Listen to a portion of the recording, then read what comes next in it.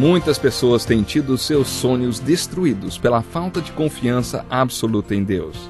A Bíblia está repleta de exemplos de grandes sonhos cumpridos para a glória de Deus.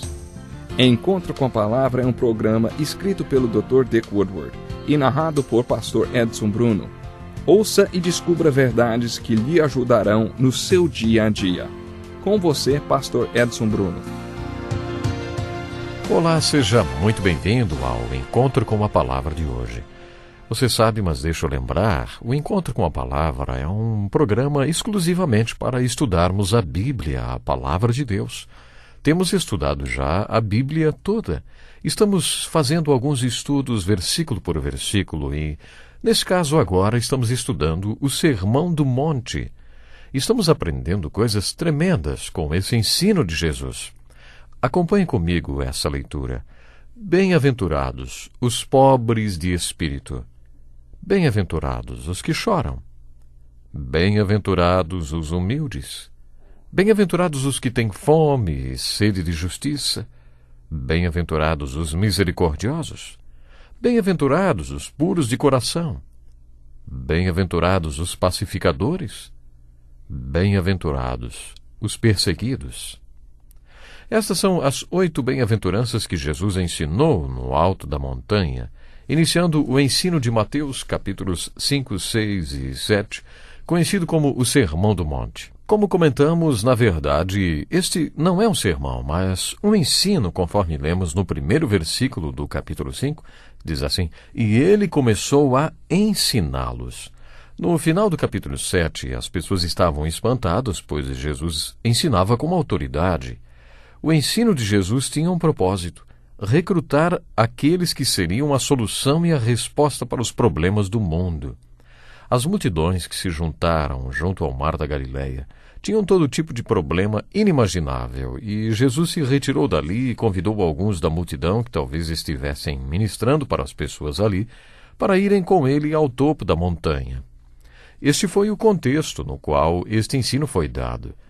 Este foi o cenário do sermão que chamamos de Sermão do Monte. A primeira coisa que Jesus fez para recrutar as soluções e respostas aos problemas das multidões foi falar sobre as bem-aventuranças, ensinar as 8 atitudes que fazem dos seus discípulos sal da terra e luz do mundo. Ainda hoje, estas 8 atitudes fazem dos cristãos o sal da terra e a luz do mundo, se o Espírito Santo, pela graça de Deus, puder produzi-las em sua vida. Por isso, gostaria de convidá-lo a se juntar a nós no alto da montanha nesse estudo das 8 bem-aventuranças. Antes de continuarmos o estudo das bem-aventuranças, gostaria de acrescentar um comentário. Quando estudamos a segunda bem-aventurança, bem-aventurados os que choram, pois serão consolados, falamos sobre a diferença entre o sistema de valores de Jesus e o nosso. Quando reencontramos algum amigo que não vemos há muito tempo e descobrimos que ele tem um bom trabalho, uma família bem estruturada e que todos gozam de perfeita saúde, tocando a vida sem problemas, dizemos: puxa, você tem sido muito abençoado.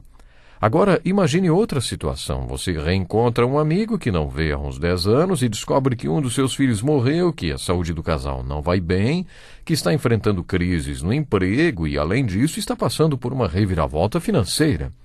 Qual seria a sua reação, hein? Puxa, como você é abençoado! Tudo isso que você está passando serve como uma palavra de elogio de Deus para você, pois quer dizer que Ele acredita que você pode aguentar muito mais ainda. Você é um abençoado de Deus, meu irmão. Tenho certeza que Deus está lhe dando a graça para enfrentar todas essas provações pelas quais você está passando. Você diria alguma coisa parecida? Normalmente não é isso que a gente diz, né? Porque nosso sistema de valores não é o mesmo de Jesus. A gente vai logo pensando na prova, a gente vai logo dizendo: puxa, mas se você está passando por uma prova, você está passando por uma tribulação tão forte, conte comigo e tal.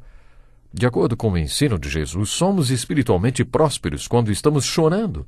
Quando você está chorando, está em estado de graça. Agora, com a 8ª bem-aventurança, Jesus está falando a mesma coisa. Você está em estado de graça e em prosperidade espiritual quando é perseguido por causa da justiça. Além disso, sob perseguição, você tem a certeza que faz parte do reino.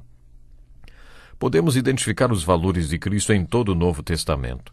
não apenas nos evangelhos, nos ensinos e exemplos de Jesus, mas também nas epístolas escritas pelos apóstolos e em toda a história da Igreja. Ouça com atenção estas palavras de Paulo escritas a Timóteo.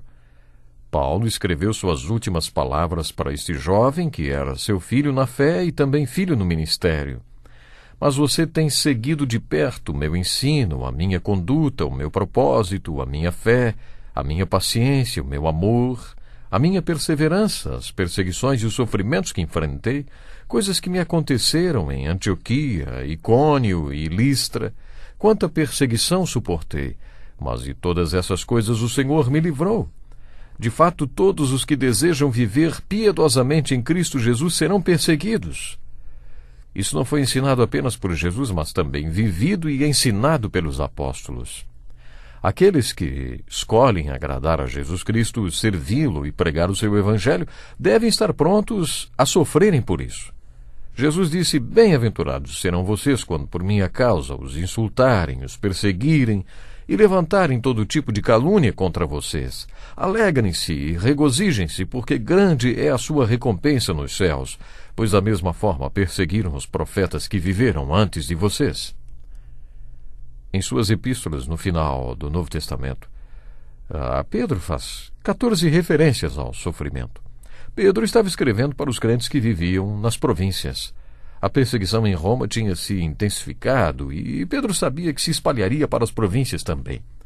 Ele sabia que muitos já estavam sendo perseguidos por causa de sua fé e que as coisas acabariam por ficar piores. Por isso, ele se refere ao sofrimento 14 vezes em suas cartas.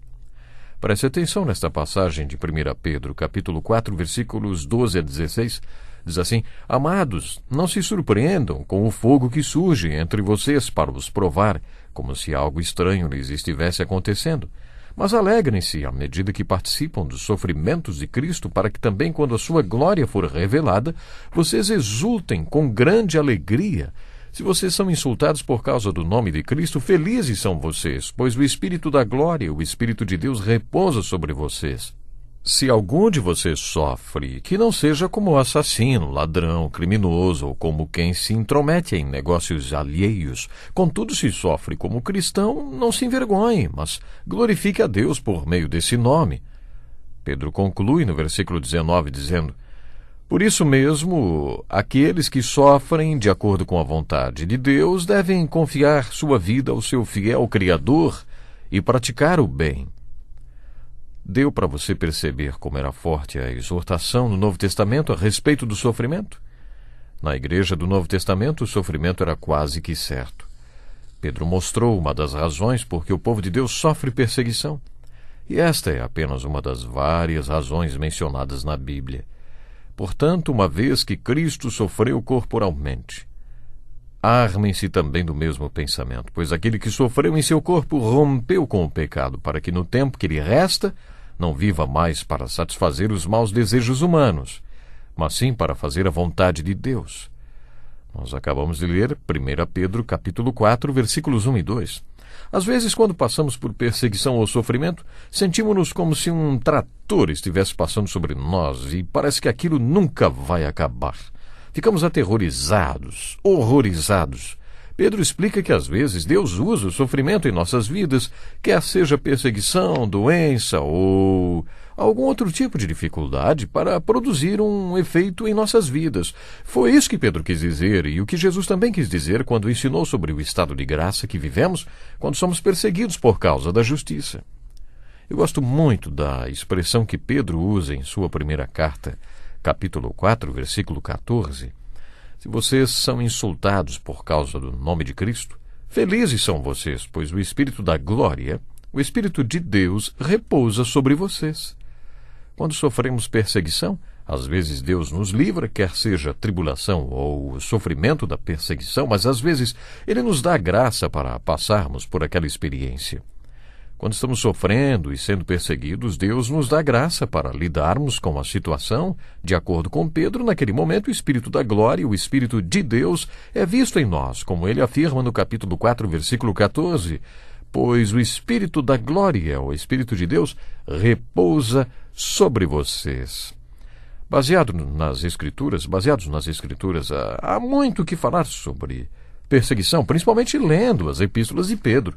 Pedro afirma que a perseguição é um chamado e diz que Jesus deu o exemplo e escreveu na sua segunda epístola, capítulo 2, versículo 21, assim: para isso vocês foram chamados, pois também Cristo sofreu no lugar de vocês, deixando-lhes exemplo para que sigam os seus passos. Você acha que para seguir os passos de Cristo basta seguir a multidão? Na verdade, Jesus está guiando pessoas a levarem suas próprias cruzes. Ele deixou isso bem claro e por isso muita gente não se interessa em segui-lo. Observe o seguinte: de acordo com a 8ª bem-aventurança, o sofrimento faz parte da vida daqueles que serão a solução e a resposta de Jesus. Se você vai viver em Cristo servindo e pregando o seu evangelho, então você sofrerá perseguição nas mãos daqueles que o odeiam. Em sua segunda carta a Timóteo, capítulo 3, versículo 12, Paulo faz esta afirmação: de fato, todos os que desejam viver piedosamente em Cristo Jesus serão perseguidos. O Novo Testamento deixa claro que se você realmente vai seguir a Jesus, pode contar que será perseguido sim. Estas são as 8 bem-aventuranças ensinadas por Jesus que devem influenciar e ser a base da sua perspectiva de vida, sua visão de mundo, para que você seja a luz do mundo e sal da terra, parte da solução e resposta de Jesus para o que está errado neste mundo para as pessoas. No início deste estudo, dissemos que as bem-aventuranças são um teste para você verificar o seu nível de maturidade. E elas são exatamente isso. Eu gostaria de saber se você tem feito o seu check-up do pescoço para cima, meditando nas 8 bem-aventuranças e nas promessas que as acompanham. Na verdade, cada bem-aventurança se divide em 3 partes. Elas começam com bem-aventurados, que pode ser traduzido por felizes e espiritualmente prósperos, ou, minha expressão preferida, em estado de graça. Aqueles que estão em estado de graça recebem a graça de Deus em suas vidas para terem estas atitudes. Agora eu gostaria de desafiá-lo a memorizar as 8 bem-aventuranças e fazer o seu check-up constantemente. Todo dia, quando você acordar, pergunte a Deus: Senhor, eu sou pobre em espírito. Será que choro porque sou pobre em espírito? Será que tenho consciência de que não posso, mas creio que o Senhor pode? Senhor, eu sou manso e humilde? Será que estou aceitando o seu jugo sobre a minha vida? Será que hoje vou fazer o que o Senhor quer que eu faça? Ou o que eu quero, hein? Deus, eu tenho fome de saber o que o Senhor quer que eu faça. Pai, faz-me um canal do seu amor com o coração puro. Permita que eu seja um ministro da reconciliação hoje, mesmo se eu tenha que ser perseguido por isso. Medite nas bem-aventuranças. Memorize as bem-aventuranças. Deus lhe abençoe grandemente. Que lição importantíssima. Obrigado, pastor Edson Bruno. Prezado ouvinte, coloque em prática o que você ouviu aqui. Sem dúvida, sua vida será grandemente abençoada. Este é um estudo escrito pelo Dr. Dick Woodward, na voz do pastor Edson Bruno. Escreva-nos e solicite o material. Nosso endereço é Encontro com a Palavra, Caixa Postal 2011, CEP 89201-970, Joinville, Santa Catarina. Até o nosso próximo encontro com a Palavra.